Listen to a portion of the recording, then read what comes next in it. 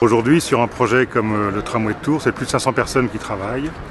On a livré aujourd'hui cette première rame et on est très fiers parce qu'elle apporte un saut en termes de qualité de produit. Le design que vous avez derrière moi, aussi bien extérieur qu'intérieur, c'est une première, c'est une innovation, c'est une vraie vitrine pour l'industrie française, on est très fiers.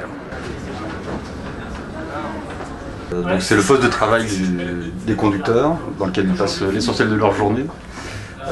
Donc un tramway, comment ça fonctionne, vous n'allez pas voir de volant puisqu'on est sur des rails.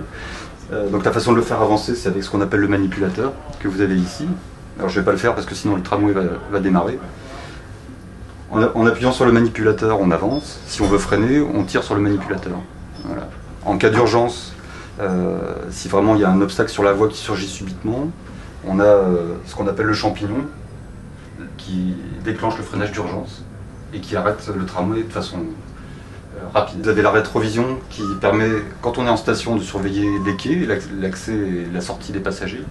Et quand on est sorti de la station, qui permet de surveiller comment ce serait dans une voiture, deux rétroviseurs, un droit et un gauche. Et puis enfin, vous avez ce qu'on appelle la console, qui permet avec des écrans sur lesquels on peut naviguer, de contrôler en permanence l'état du train, l'état des portes, la tension qui est captée par le véhicule, sa vitesse. Je souhaite que ce soit très rare que cette rame n'ait que 3 ou 4 voyageurs, parce que ça serait absolument terrible. C'est pas le souhait que nous faisons, puisque l'intérieur de la rame a été faite pour permettre d'avoir un passage entre l'extérieur et l'intérieur, mais qui fasse qu'à l'intérieur on ne se sente pas confiné et qu'on continue à être dans un espace public.